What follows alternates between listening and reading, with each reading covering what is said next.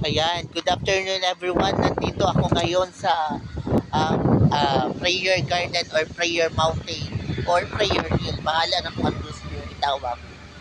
So, dito sa place na to, ngayon ay nakabalik ako ulit at dito ako nagpipray at this is a place of prayer and dito rin sa lugar na to, sinasamba at nilalambing ko si Lord. Ayan. Nandito to sa tuktok ng isang burol at ayan, saan ba? Ayun, nasa likod ko may mga burol. Ayan, ipakita ko sa inyo. Ayun, yung Camellia Homes.